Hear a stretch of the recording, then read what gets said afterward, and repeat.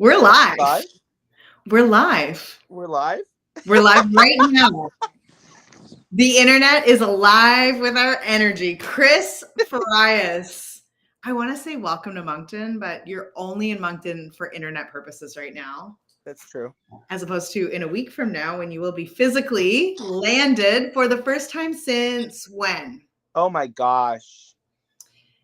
Well, I don't think I've been there. Was the last time I was there when we did a presentation for the ballet? I think we were 2018. Oh, yeah. 2017, 2018. No, 2017 maybe. 2018.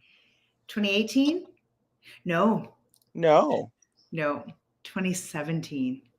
2017. 8 years ago. Oh my Moncton has been missing you for 8 years. Oh my gosh.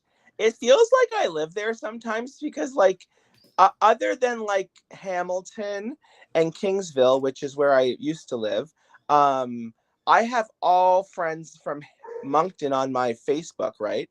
Right. I see all of these Monctonians. Is that what they're called? Monctonians? Monctonians, yes. Yeah. All of the time. So I just feel like I'm a Monctonian too. Okay, so why don't you tell people why you have so many followers from Moncton? Oh, well, mostly because of you. Clearly. I met you. All of Moncton was like, you're friends with Natalie? But I came there a couple times. The first time was that time I met the mayor, remember? And it was so fun. She's still the mayor. I can't believe that. Still the mayor. Good for her. You keep on trucking, Dawn.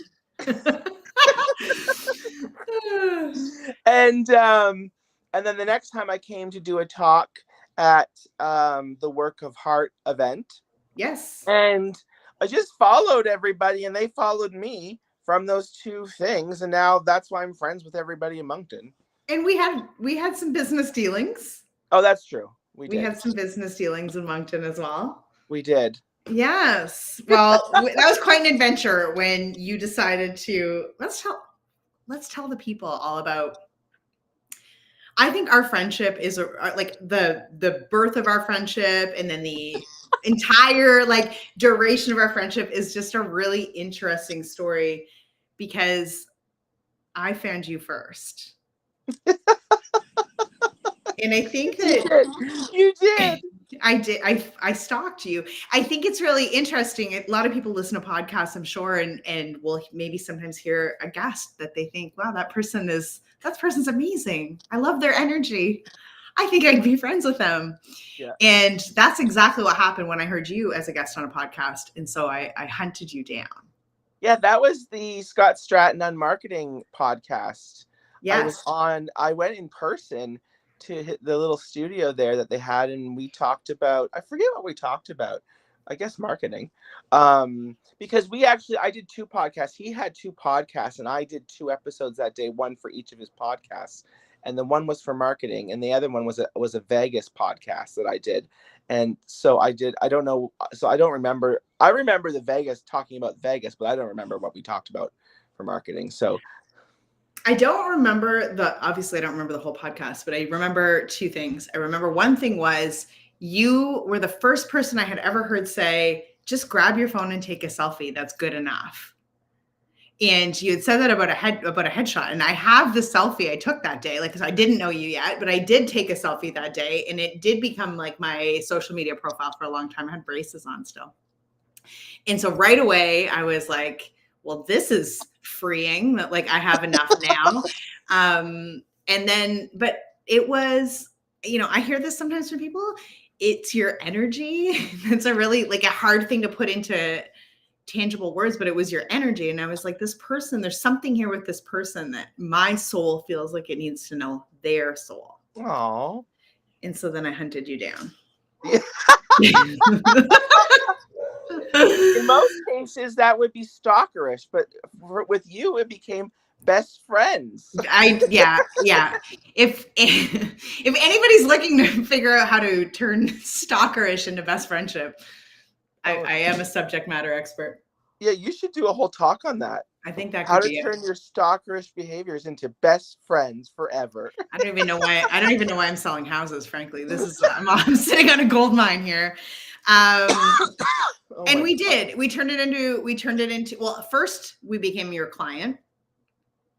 And then my job was eliminated, and I was at this like strange crossroads in my life where I was trying to figure out what do I want to do, and I knew it was going to be entrepreneurial.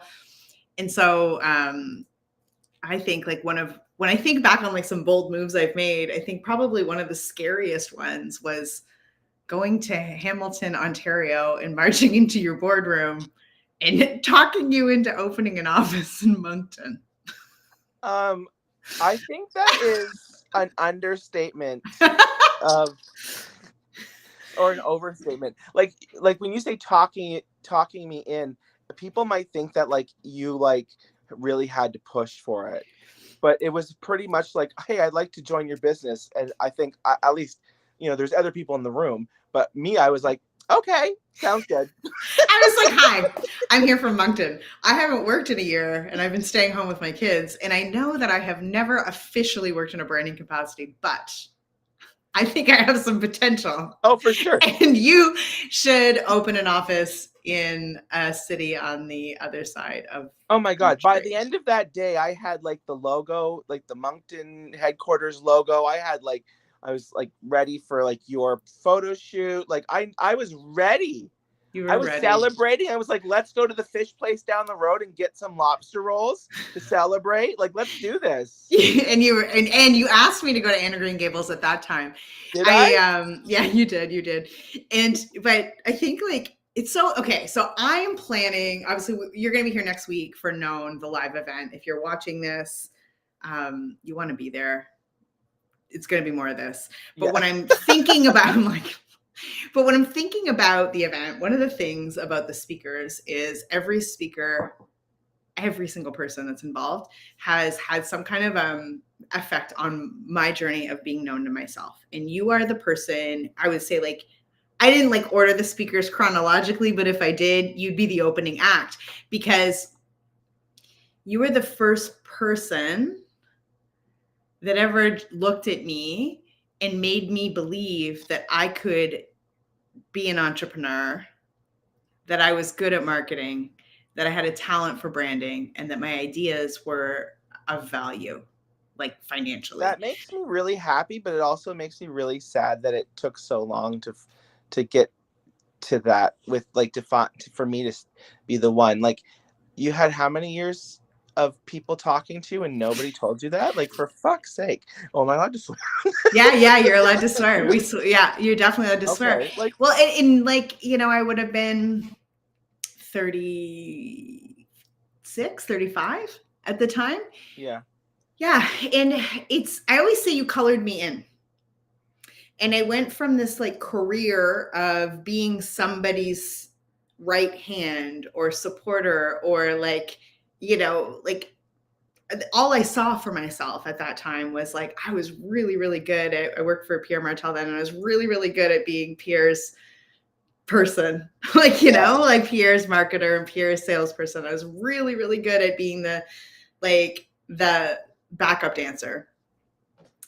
And like, even though when I joined you, I was still definitely in a backup dancer capacity, you were the first person who started to show me that like maybe I had some main character energy. Totally. Yeah. Totally. And I just want to say there's nothing wrong with being a backup dancer. And some people are really good backup dancers and they're happy. Mm-hmm. I hope they're happy. That's my talk. I hope you're happy. And they're happy being backup dancers. And I would never want to diminish what they do or take away what they do and tell them that they should do something else. We need backup dancers. Is somebody joining us? What was that? That was, no, it was probably just me not closing my other browsers. Oh. We need backup dancers. But I know that you're not a backup dancer. There's people who aren't, and there are people who are. And you're not a backup dancer. My God. I'm just going to close that window so it stops doing that. Is somebody trying to talk to us? Yeah, somebody's just sending me messages.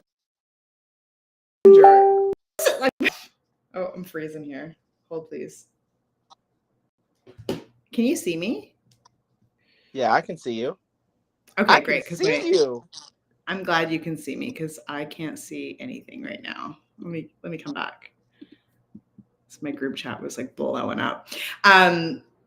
Well, you're totally right. There are and like main characters don't get to do what they do alone. No, they And don't. it's not even fun. It's not even fun to do it alone, Yeah, and sometimes, like in your life, you're the main character, and sometimes you're sometimes you're always the main character if you have personalities like us. But sometimes you kind of like switch and you take places, and it's all about like where you are in your life. And I know that there's probably going to be a point in my life that I'm not the main character. Maybe I'm taking care of my. Yeah, I right. know. Possibly. Lies. But yeah, okay, can I pause for 1 second? I have a comment from Tammy and I have to share it with you. Tammy. Tammy says, Chris colored you in and then you colored me in. It's Oh. incredible how much a ripple effect this relationship has had. Oh my gosh. I love Tammy so much.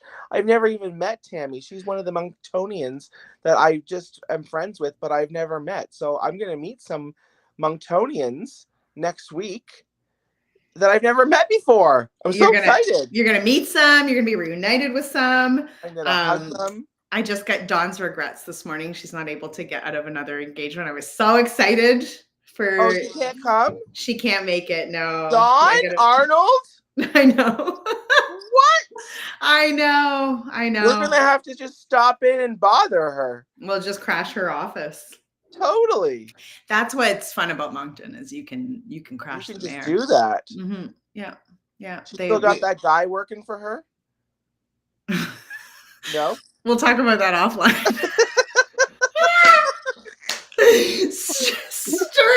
Stirring the pot for Rias.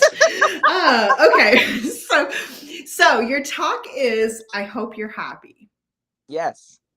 I haven't had the opportunity to hear this yet. I haven't had the opportunity to experience it. I was wondering if you could share a little bit more about what you mean when you say, I hope you're happy. Sure. So like, I didn't come up with this because I was like, oh, I really need to do this. An organization asked me, like, we want our employees and our people, to be happier at work. Can you come up with a happy talk? And I was like, I think I can come up with a happy talk. And I didn't. I really just sat down, and everything I've been thinking about over the past, since I sold my other business and all of the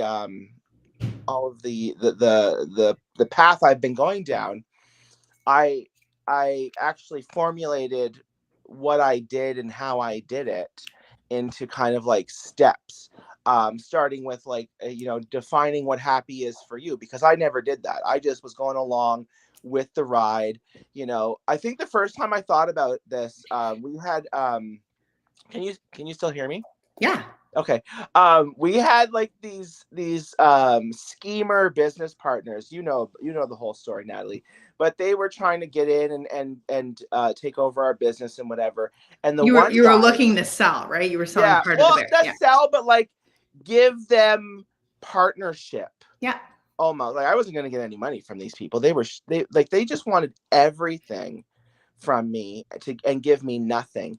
And they were good. They were schemers and they were good at scheming. And I can be a sucker for like the amount of times I've walked into that's how I stalked my way into our friendship. Right? The amount of times I've walked into an MLM meeting not knowing what's going on, and like, ooh, free flatbread. I love flatbread. And then all of a sudden it's like, do you want to sign up to sell this stuff? I'm like, wait, where am I? I'm surprised I'm not part of some crazy religion. Anyway. Maybe you are. There's a possibility. They said to me, it'll be so great when we all have, what are the boats? Like the fancy boats. Yachts. It'll be great when we have yachts. And I went, what? It'll be great when we have enough money and we can all have a yacht. And I said, I don't want a yacht. What the hell am I going to do with a yacht? And they were like, you don't want a yacht? And that's when I went, what the hell's going on here? what am I doing wrong where they think that I'm a yacht person, that my life is built around making enough money to buy a yacht? And so I went, hold on, back it up, beep, beep. And I started to think about like, okay, well, I've never defined this. I just let it happen. What does happy look like? And that's the first step in my thing. It's like, you actually have to picture what it is, and it's different for everyone. I'm not here to tell you how to be happy. I'm just here to show you how I kind of discovered it and how I protect it. And that's probably one of the most important parts, is the boundaries and protecting that that state of happiness, and also knowing that it is a state that that can change. You can change what your idea of happiness is, but like, you're not going to be happy all the time. Like, this is life, shit happens, and you're not going to be like, in, you know me, every once in a while I'm calling you Natalie and I need my Natavan. Natavan is what I call Natalie when I'm having a full-on meltdown. We're going to have those meltdowns. You're not going to be happy all the time, but how can you at least kind of stay on that happy line? Okay, so I want to come back to the happy for me, because I think like I haven't used those words to describe it, but something I've been talking about a lot lately in other conversations and around the known event. So the whole idea of known is, it's a play on our, like, the work I do in branding and helping people be visible out there, but also the way that I do this work, and I know the way that you do this work because we've done it intimately, is that you have to know yourself. Like, the effectiveness of the brand you put out there is going to be contingent on how much you know yourself. And so if you're staying on the surface and you're transactional, then that brand that's going to get created with that information is also going to be those things. Like, the depth you get is to the extent to which you know yourself. And what's so challenging is working with, and I work with a lot of folks either on their personal brand or sometimes their businesses, but a lot of personal brand these days. And what we get to is that people do not know what they want. Yeah, they do or not. People do not know they're happy, like what their happy is, what happy is for them. And I see the majority of people that I work with are talking about getting a sales goal, hitting certain numbers, like, myself included sometimes, chasing a financial and a revenue goal, and they cannot tell you why. They cannot tell you what that means to them. And specifically in my industry, that's all about trophies and publishing how much money people make in these awards levels. We see like entire industries that are falsely inflating what people should want. Yeah. Can you speak to that? Oh, for sure. Like, there's a quote that I love that I recently found by an author, and I can't remember her name, because I just found out about her. But she says, everything we believe comes from a story we've been told. And when you think about it, everything, like your religious beliefs to how you think about time and your clothes, like it's all a story that we've been told. And that could come from, your heritage, your growing up, your parents. It could come from, society and television. But until you start questioning those things, like, you're just going to be living like a zombie, thinking that exactly, thinking that, not even thinking, just wandering in this idea of, I guess I'm happy. I guess this is what I wanted. But until you question, like, what, I don't want a yacht, until you say that. And Natalie, like, I never questioned it, and I thought, oh well, I want an office and I want 12 employees and I want, the that kind of like cool office with like the chairs and the break room and the Pizza food parties. pizza parties. And now I make fun of that stuff. Like, oh my God. Like, I'm like, I cannot believe I was that person. Because I never questioned it, because that's what everybody told me. And I mean, like, that's what everyone from my mom, who maybe she didn't say this is what you wanted, but she said, wow, I'm so proud of you for having all of this stuff. Yeah. To the television, watching Mad Men, thinking like, this is what a creative director is. They are, this is the kind of person. And I until you think question that. You have to question your beliefs, or else you're just gonna live like a zombie. And when I left my business, and this, Natalie, my mom was like, "Don't do it. Oh my gosh, what are you thinking?" Yeah. And now, because she had that belief that I was doing what I was supposed to be doing. And now looking back, she's like, "Oh my God, I was so wrong." She'll tell you she was so wrong. And and she's so much happier with how happy I am. So Well, and it was probably hard for her to imagine you being happier because you looked pretty happy. And I think on the surface, folks who are visibly happy, like yeah, you and I, like in publicly happy, I yeah, think it's hard for people to imagine that there's more happiness out there for us. yeah. And I hope people don't think that I was being fake happy when I was still like, like no matter what, I'm still happy. It's just like maintaining that happy for longer stretches was very hard, because I do. The happiness, there's a bit of a happiness roller coaster happening. yeah. Like there is happiness accompanied with seasons of unhappiness, I think. But I'll never forget the transition because of course it was in your life during that time and then in your life after that time while you transitioned into your new business.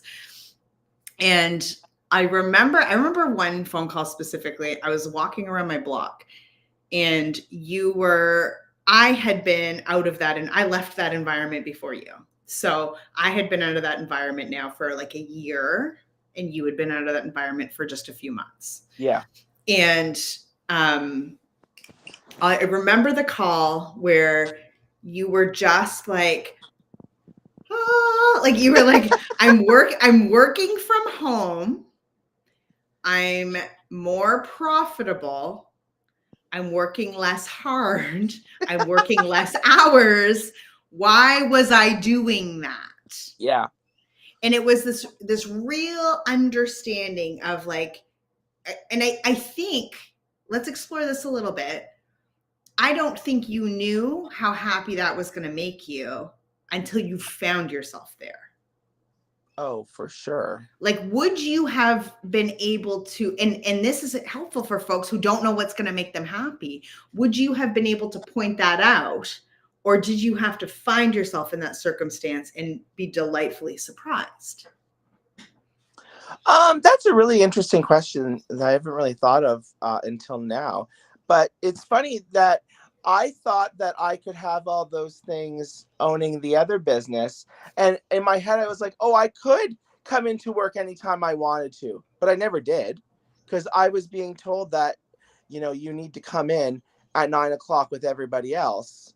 Or like, I can take time off for myself if I want to and go and see my mom if I wanted to. And I never did because there was always more work to do. So I was believing that I could do these things, and that was the thing making me happy.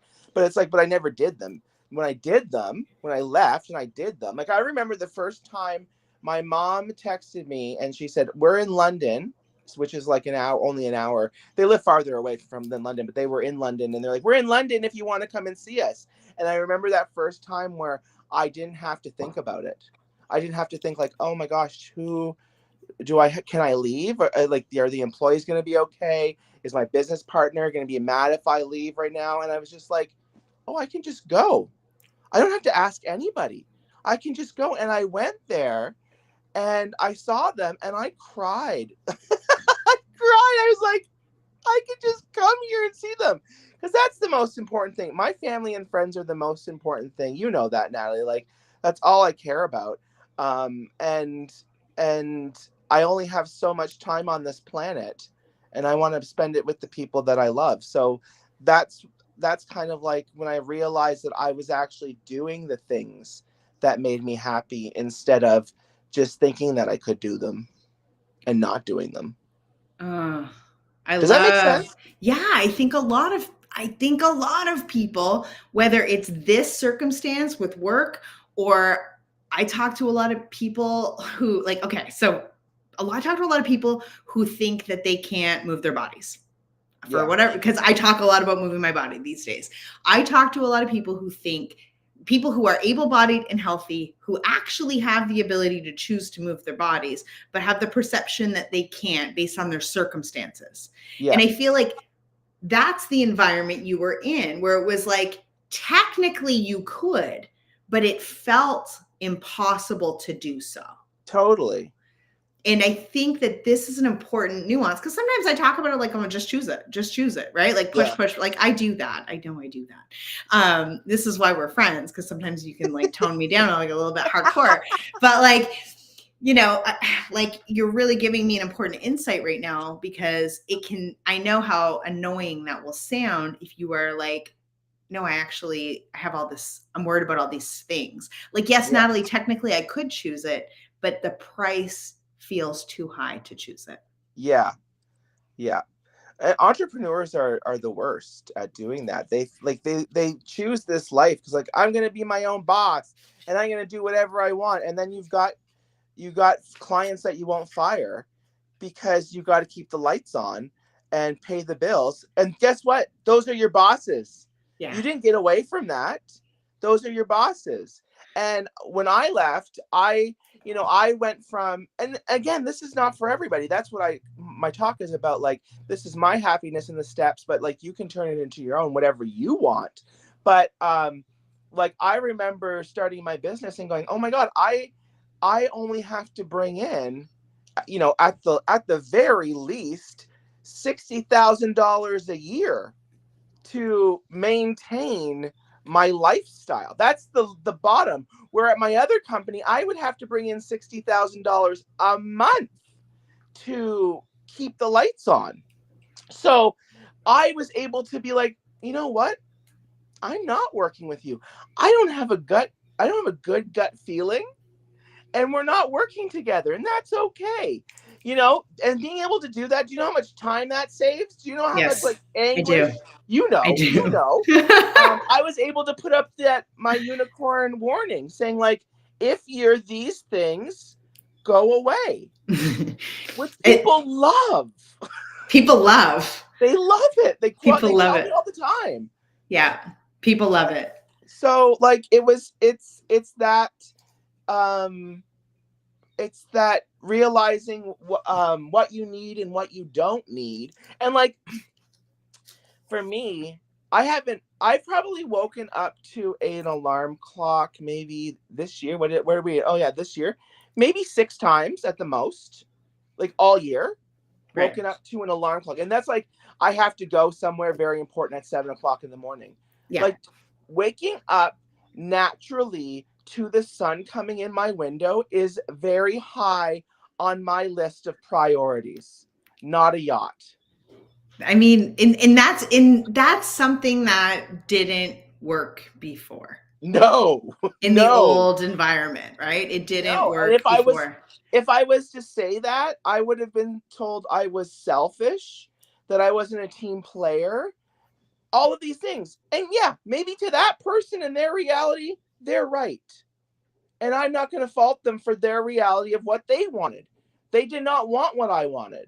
That's right. And that's where the problem, when at the beginning of our relationship, and I'm not saying anything bad about anybody, just so everybody knows, You're not. We wanted the same things. And as we grew, we wanted different things, but we were afraid. No, I don't know about afraid. Maybe afraid is the right word. Afraid to tell each other those things until it became passive and aggressive. And both of us, like, I'm saying, like, not just the other person, me too. Like, I am just as much as fault as the other person. But there was no honesty of like, you know what? I really do want to sleep until 10 a.m. That will make me happy. There was a lot of, yes.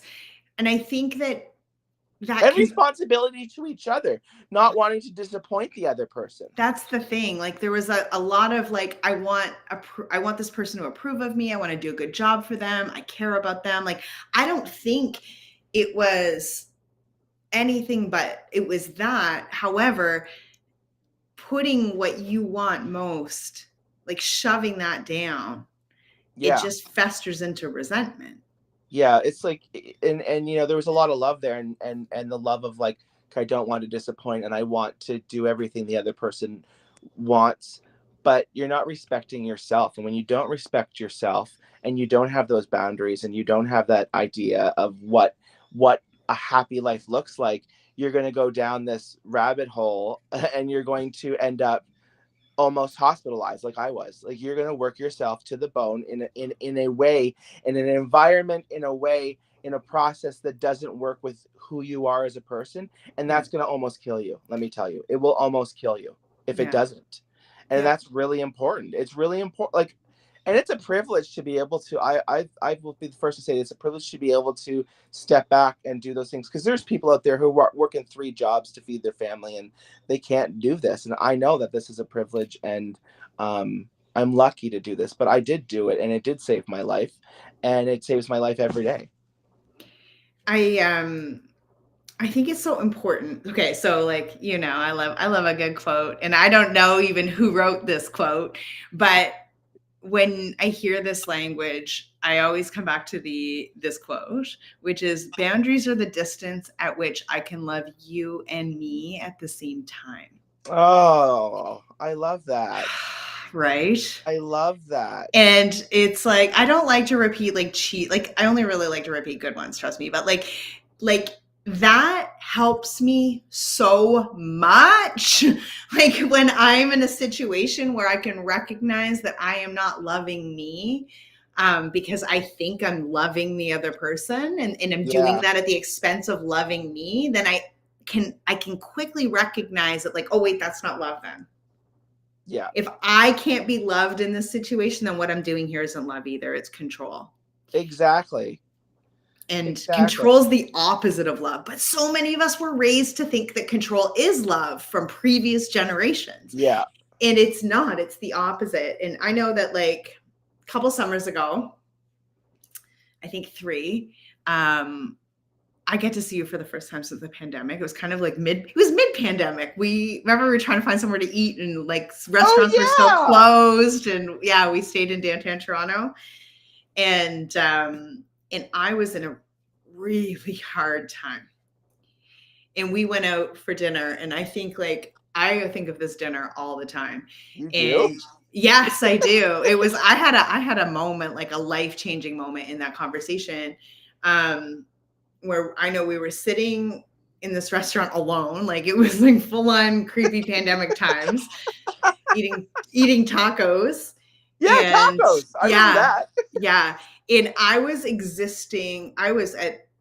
didn't even go on this vacation because I was existing in such a way that I had boundaries.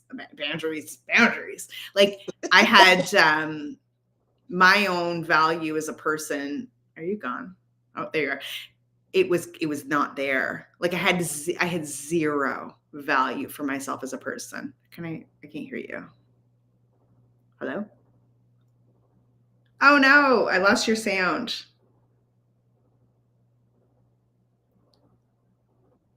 Okay, Chris is coming back, everybody. Thank you for your patience. We got 4 viewers. OMG. I don't know what happened. Woo! We were talking about boundaries.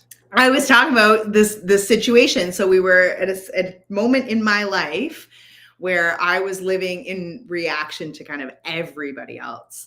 And we sat down, and I just remember you holding space and just looking at me. But I remember feeling just like so tired and so exhausted. And you go, do you want to know what my mom thinks about your life right now? I said, and I was like, yes.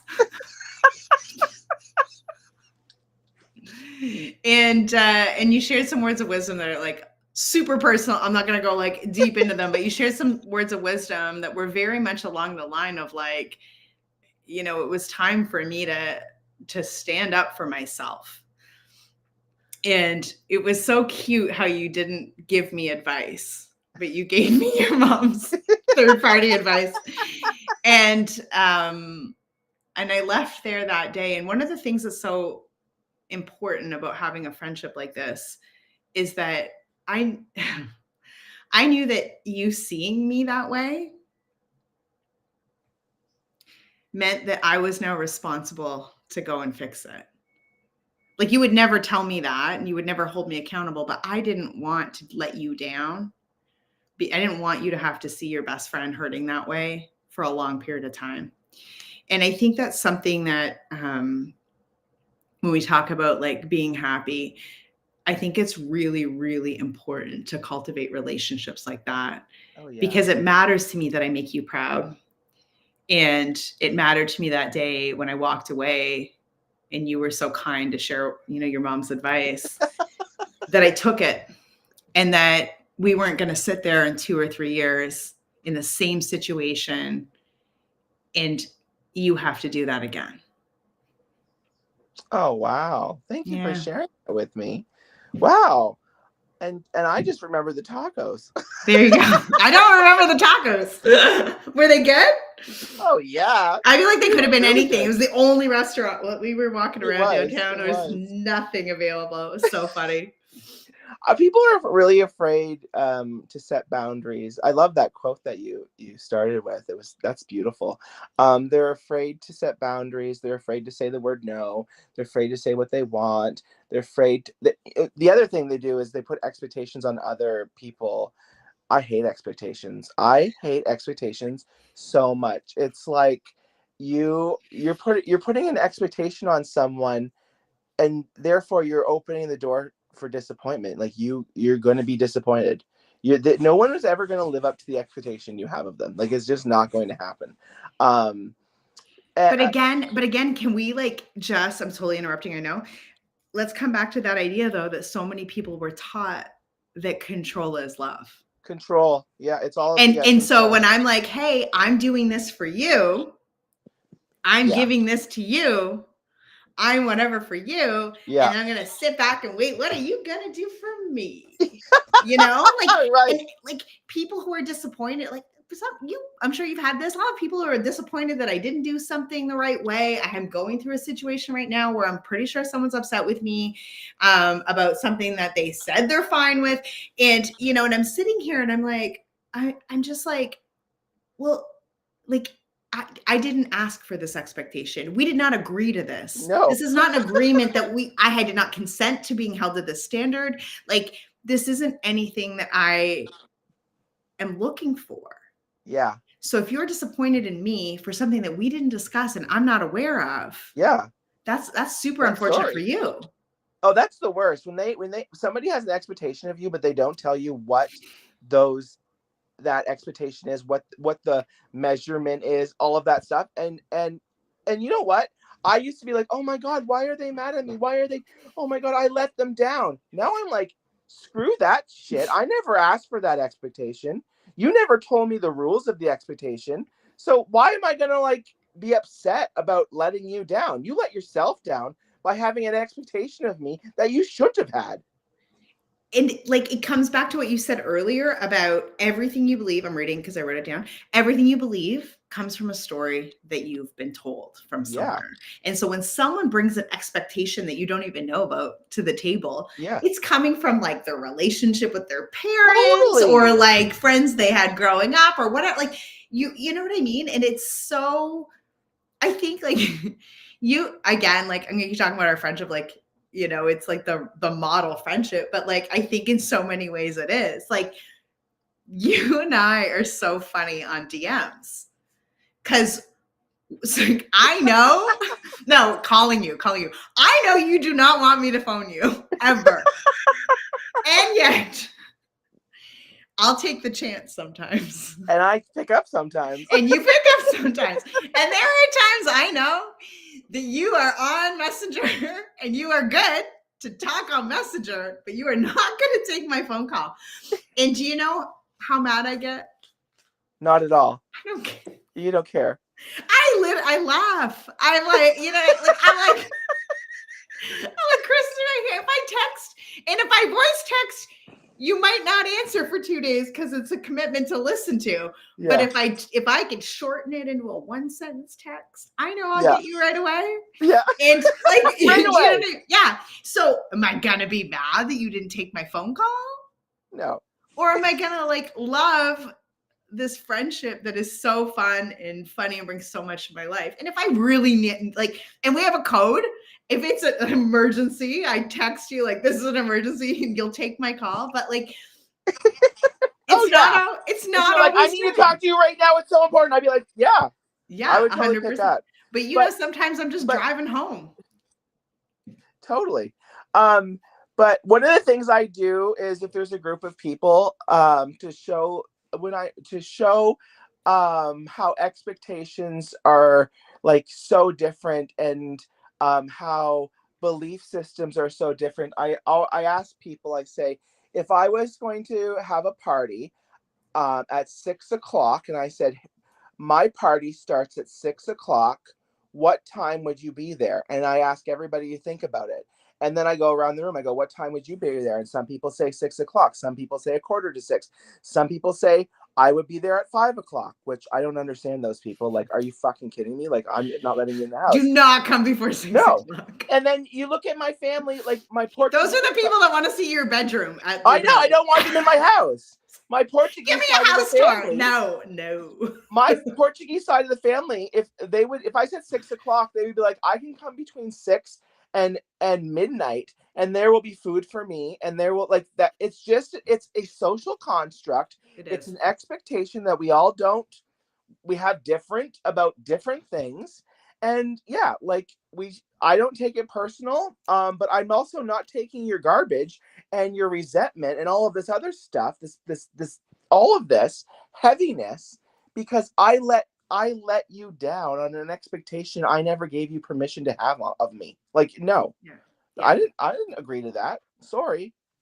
So we have a comment, and Shelly says, being Shelly! Shelly's going to be there, and it's her birthday. On the Friday?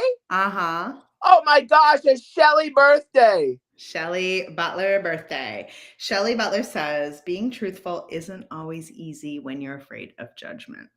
That's true. That is true. Yeah. I agree.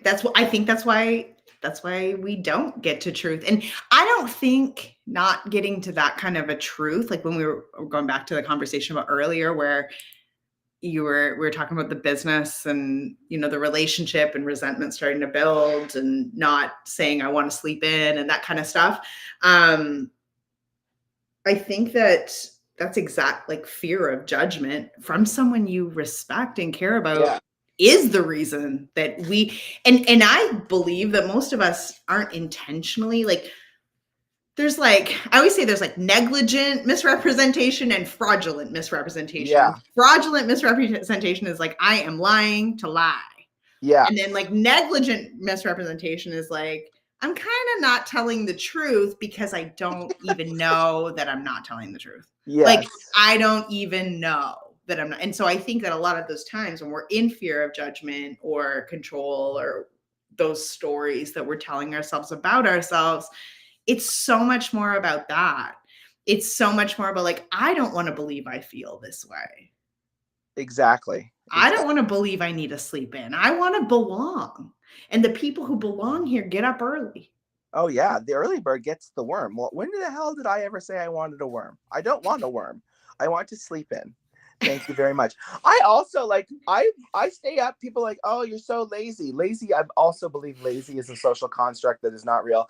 It's like, well, but you're sleeping at 2 a.m. Guess what I'm doing? I'm doing so much creative work.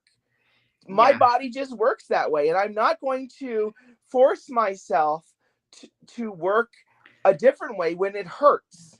It hurts me internally as a person to wake up early and force myself to try and be creative.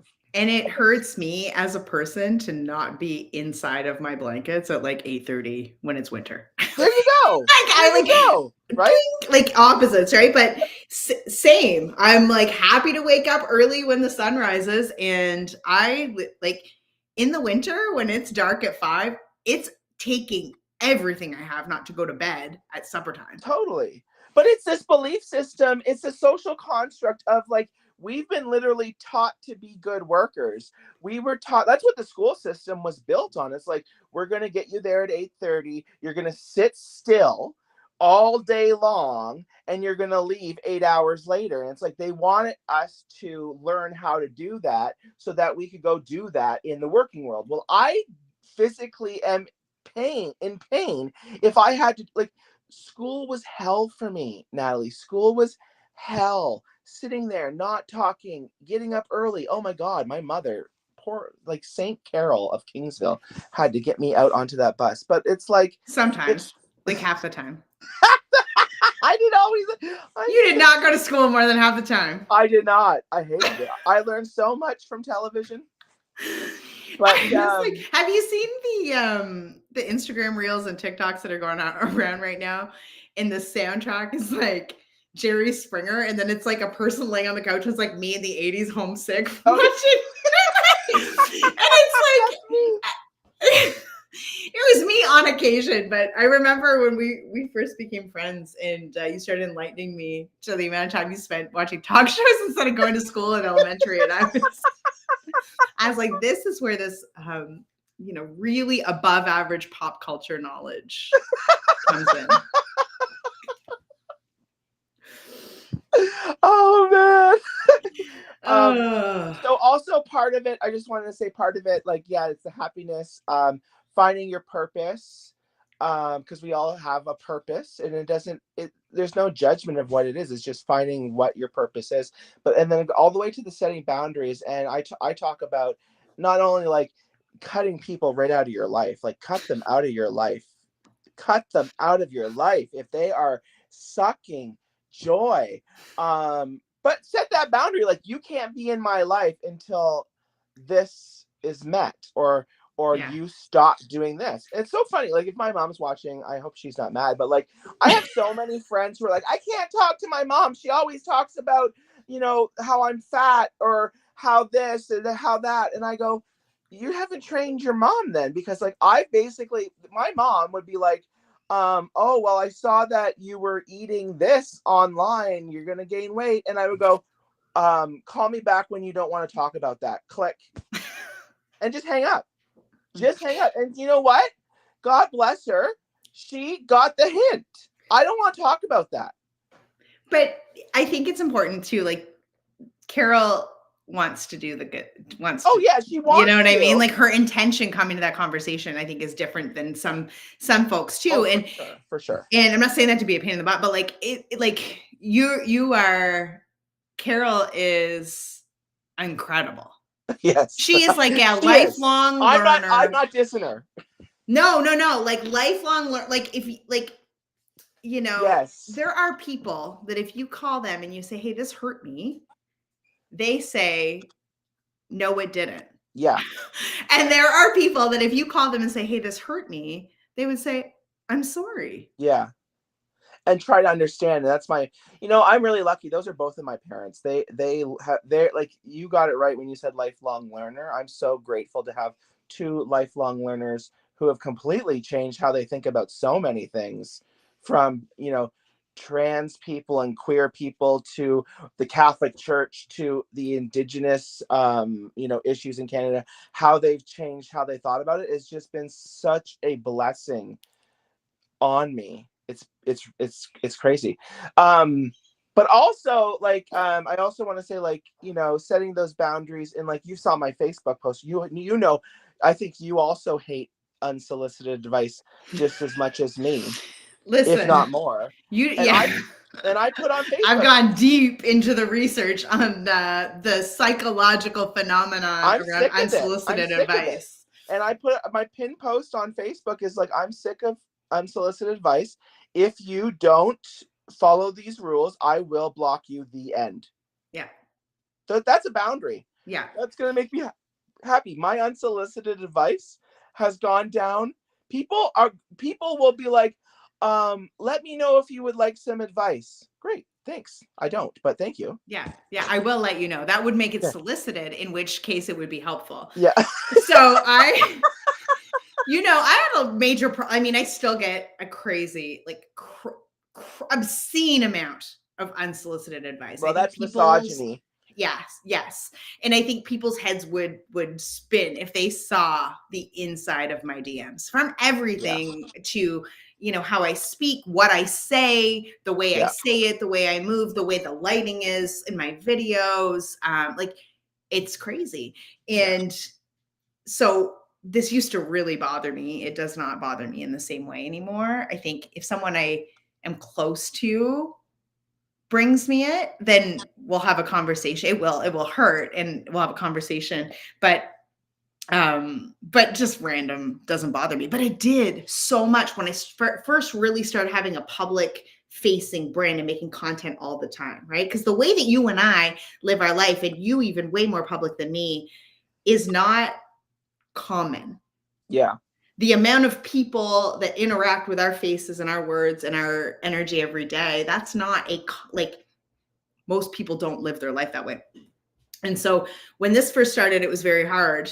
And you were probably the only person I knew that was also quite as public, that was very close to me.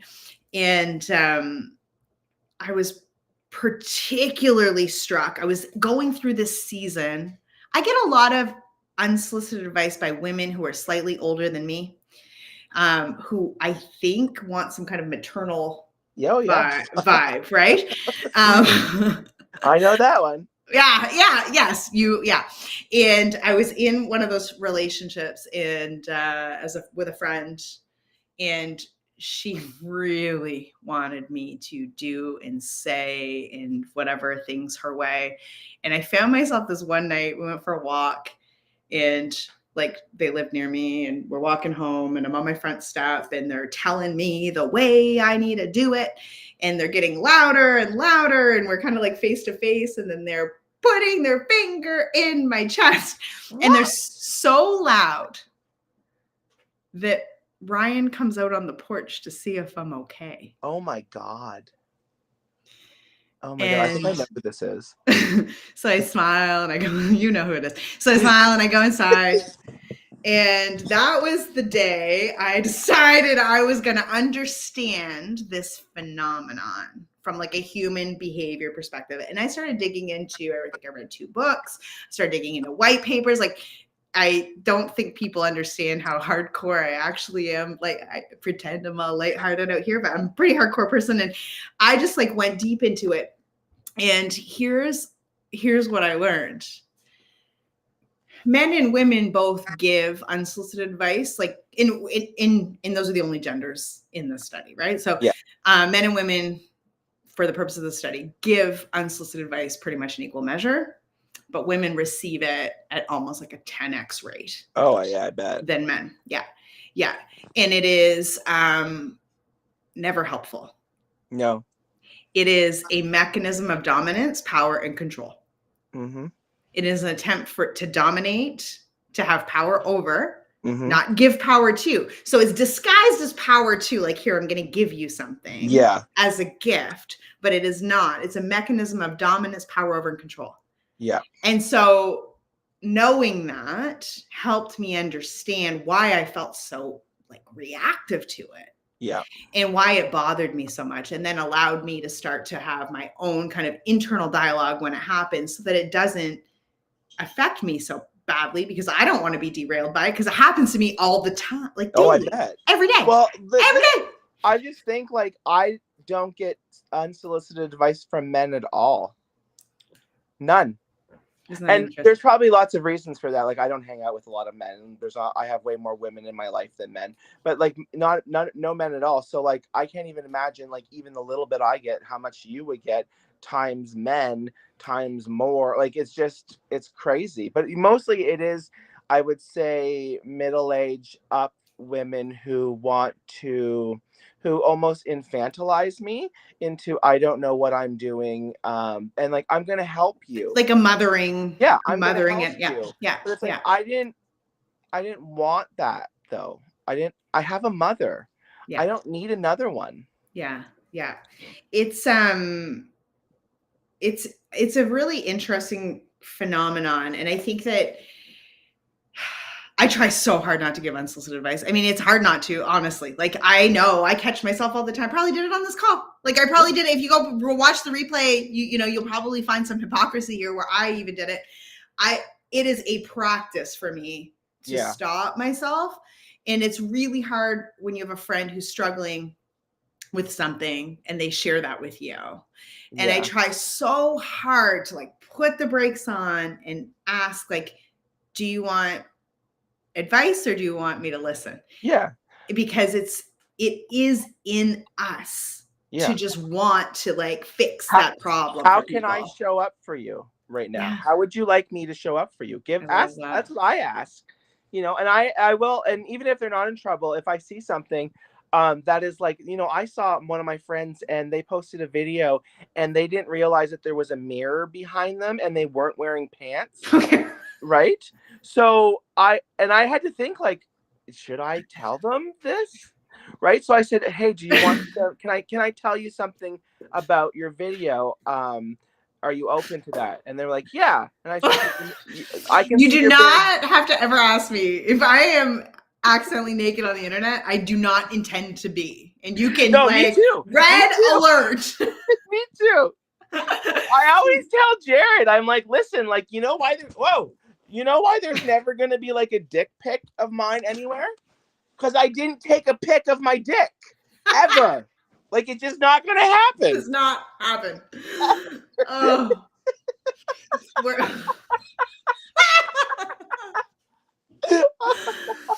Oh my god! I hope we're selling so many tickets to the event right now. Are you? No, I'm joking. I don't know. People are like, "Oh, I'm coming to this one." Buy the tickets. I want to see you all there. It's going to be so fun. It's an investment in your happiness and your health, your mental health. Like, come on. We've spent a lot of time at live events together, you and me. Oh yeah. And speaking or attending, I was thinking about how we used to go to an annual event together, a conference. I was thinking about that this morning, and the things that have happened from that. Like, I cannot. I'm curious what you think. I can't even start to list the amount of friends, clients, just like the people in my world, the people coming to know, most of the people coming to know that already know me from a live event. There's a lot of people that don't know me yet, but I just can't even explain what it's done. And there is no single thing. And I make social media content every single day. There's no single thing that has driven more revenue or relationship into my life than live events. No way. Oh yeah. I don't think so. Oh yeah, I would say like, relationships, people. Oh yeah, for sure. Yeah, the long term of it, right? So like the first, like, remember the first time I ever spoke was the workshop that you were going to come to and then you couldn't come to. Yeah. And so I had to fill in, right? And that happened to me twice that month. I'd never spoken. And so you were coming to do an event in Moncton and then ended up not being able to come. And so I had to fill in, and it changed my life. Like, I did that workshop. There was a lineup of people wanting to talk to me afterwards. I was like, and then someone came up to me at the back of the line and said, hey, I have a speaking event coming up, very similar to Known. It was Mastermind Set. It was Marcel. And he's like, will you speak at my event? I'm like, yes. What did I just say? And then I go to another event a couple weeks later because I'm out networking my little butt off trying to get business. And I go to this event a couple weeks later and they're like, oh my God, our speaker's not here. Will you speak? And I'm like, yes. I'm like, what am I going to talk about? Right? I'm like, yes, I will. I was like, what even? And Facebook Live was brand new. Yeah. And Andrew LeBlanc is probably not watching this, but he was there and he's so proud of me. He's the mayor of Riverview. And he puts me on Facebook Live. And I'm like, no talk prepared, nothing. I'm like, hi, blah, blah, blah, blah, blah. And he live broadcasted. I got in my car. I might have called you. I got in my car. I saw that it was Facebook Live. I was trying to cry. I was like, I lost my mind. I couldn't believe. I was so embarrassed. And that was that. And then the next thing I knew was that event, and it just started rolling. Snowball. it's snowball. It's so many things have happened Yeah. in my life because of live events. Oh, And for sure, for sure. Yeah, I'm really excited. Can you imagine what's going to come out of this one? Like, we don't know. It's going to be a surprise. It's going to be a surprise. It's going to be a surprise. It's full of surprises. You have to be there. You do. To get a tiny the full hand. benefit. Somebody asked me last night also, one last thing before we wrap. I can't believe we just talked for an hour also. Feels like 15 really? minutes. You can't believe that? Cal surprise. This is why you don't take my calls. Somebody messaged me last night and said, are the talks gonna be live broadcast? Can we buy a ticket, a virtual ticket? The answer is no. No. We will not be doing that for a variety of reasons. And it's just, I'm telling you, go look at the lineup. I'm so excited to attend and see everybody else. Like, yeah, I'm going to be there and going to speak, but like, I'm excited to see everybody else and the people who are speaking. Have you ever been hypnotized? No, I'm a little afraid. You're afraid to be? Well, you can't be hypnotized against your consent. What does that mean? Like, if you are like, I don't want to be hypnotized, I'm scared, then it won't work. Like, you have to. No, I do. I want to. You be, have but to I don't want want to it be. to be like, I don't want me to say something that is like deep down in my brain, like, you know. You won't. Yes. We are not the same, and then we are the same. I'm like, it's like that feeling of like, I don't want my Facebook Live to turn on when I'm going for a walk with my bestie around the lake. Right? Like, I'm always. Or remember when we thought that all the DMs were made public that one day, and we were like, we're gonna die. Yes. No. So it's not like that. Being hypnotized is not like that. Okay. You can unhypnotize yourself at any time. Like, you have control in that sense. You just really want to do what he says. Oh, okay. It's very interesting. So I've been hypnotized once as part of a show. Yeah. On stage. It was also Jason who's going to be speaking at the event. And his performance is a keynote with hypnotism in it. Like, it's interactive. It's very cool. So I've been hypnotized as part of his like stage show. That's a hypnotism show. Yeah. And then I've actually gone for private hypnotherapy with him. Oh. And I'm pretty sure every time I talk to him, I'm hypnotized. Like, when he's like, hey, Nat, yeah, I'll speak at your event. I'm pretty sure I was hypnotized at that moment. Like, I'm hypnotized right now talking about it. No, but it is the coolest feeling. Oh, boy. It is like you're awake. You see everything. Like, you're in the world. Yeah. But you feel this, like, you are so relaxed and you are so trusting. So he's like, I really want you to dance like a chicken. And you're like, yes, I want to dance like a chicken so bad. Like, you just like want to, you know what I mean? I want to anyway. Yeah. I don't need to be hypnotized. It is like a chicken. It's a really cool sensation to just feel like that deep subconscious like relaxation. And I can't even explain it. But I recommend it. Well, like, is it so relaxed that I might like lose control of my bowels? Because that could happen, and then that becomes a story. So I think if you wanted to, maybe, but like if you really want the story, don't want it I wouldn't be worried about. No, I wouldn't be worried about that. Like, I remember an acute awareness of like fixing my shirt. Because I thought I was riding up. Like, you know what I mean? Like, I was like, I knew to like hold my outfit together. Like, so it's like, yeah, I'm like dancing like a fool, but like, I'm also not gonna let my shirt ride up. Like, okay. If that makes sense. Good to know. Anyway, there's gonna be 10 people that can be hypnotized during Jason's keynote, and it's gonna be amazing. I'm going to tell you one last story, and then we should probably go because it's been so long, but I'll tell you this. It's 2021. We're like late pandemic, but still not doing this. Yeah. And all I want is to go to a live event. And like all I have wanted since March of 2020 is to go to a live event. Like all I thought about was like, what are we going to do when we can go to a dance floor again? Like, what are we going to do when we go to a conference again? Like, I want to be with people. I want conference coffee and carpet where my hair gets staticky. I want that. I want like hotel notepads and pens. I want all of the conference stuff, right? And I was like, oh. And I was talking to Tammy one night. I was on my walk, and sometimes I just get in like the most creative place. And we were just starting to open back up. It was right around when Lizzo released "It's About Damn Time," and it was like people were like, "Oh, I can go out in the world!" Like it was like this moment. It was this moment of like hope again. And I was like, man, if I could have like the craziest event, Tammy, it would almost be like a circus.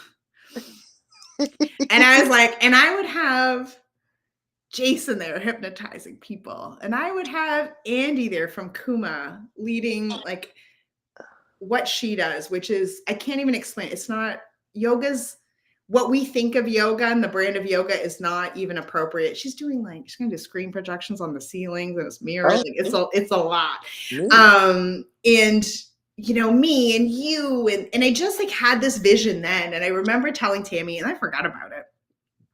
And I decided I was going to do known. And it was time to start asking speakers. And it was just like the lineup was way back in there. And I didn't even realize, and then I asked you, and then I asked Andy, and I'm just like, and I asked Jason, and I'm like, this is that crazy vision I had when I just wanted to get out of the pandemic and bring all these people together. And you did it. Like, in one week. It's amazing. It's amazing. I'm so excited. So in 1 week, less than a week, you're going to be here at my house. But in 1 week, you're going to be done your talk. You're going to have just been hypnotized. I'm about to take the stage. Oh my gosh. That's where we're going to be in 1 week. I'm going to be writing on my little hotel notebook, my little note thing. I'm going to have a croissant. Do you have croissants? There are snacks. I'm not sure if there's croissants. But I just got an email from the hotel for special food requests, so I might. When I think of like one of these live events, I always think of croissants. I don't know why. There's usually a lot of like muffins. Oh yeah, muffins too. Yeah, I tried to do a little better on the food. Yeah, I tried to do a little better on the food, but I want you to speak into the soul of the person watching this who is like, oh, I don't know if I should go. What do you want to tell them? I want to tell them that they should do what makes them happy. And if that means staying home makes you happy, then stay home. But if you think that you're going to get something out of coming to this event, if you're going to unlock some sort of something in you that you've been wanting, that you couldn't find the key for a very long time, I want you to come. But I want you to make the decision for yourself. I'm not going to force you. I'm not going to say you have to be there, because you should do what makes you happy. But I feel that this event is going to be very special in helping a lot of people unlock a lot of special things inside them. This is a key to that lock. So I hope. I love the key in the lock analogy. I hope I see you there. Are you a branding expert or something?